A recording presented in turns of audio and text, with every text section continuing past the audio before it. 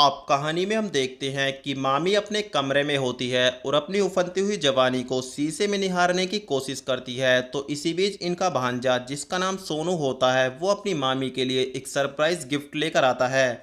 और इस गिफ्ट के अंदर मामी की पसंद की एक साड़ी होती है और इसके अलावा दोस्तों एक लेटर होता है जिसके अंदर मामी की खूबसूरती को देखते हुए इनके लिए एक खूबसूरत शायरी लिखी होती है। तो मामी सोनू को बोलती हैं कि तुम्हारे गिफ्ट से ज़्यादा तो मुझको तुम्हारी शायरी पसंद आई, वैसे तुम शायर कब से बन गए। तो ये अपनी मामी को बोलता है कि अगर गज़ल सामने हो तो शायर तो इंसान खुद ही बन जाता है। अब निशा सोनू को बोलती है ठीक है तुम बाहर जाओ, तब तक मैं साड़ी पहनती हूँ। उसके बाद दोस्तों सोनू अपनी मामी को साड़ी पहनते हुए देख लेता है और अब इससे रुका नहीं जाता क्योंकि दोस्तों ये नीचे से लीक होने लगता है। उसके बाद ये तुरंत दोस्तों कमरे में आ जाता है और अपनी मामी का रस पीना शुरू कर देता है क्योंकि भैया मामा को तो कुछ पता ही नहीं होता, ये तो काफ़ी लंबे समय से बीमार हैं और 24 घंटे बिस्तर पर लेटे हुए रहते हैं। तो इसी वजह से दोस्तों मामी अपनी भरी जवानी को बर्बाद कैसे होने दे सकती है। आप सोनू अपनी मामी को बोलता है कि बिजनेस में माल ना होने की वजह से बिजनेस दिन पे दिन नीचे गिरता जा रहा है और माल होने के लिए हमारे पास फंड्स नहीं है। तो मामी बोलती हैं कि तुम टेंशन मत लो, जितने पैसे की तुमको जरूरत पड़ेगी मैं तुमको दे दूंगी,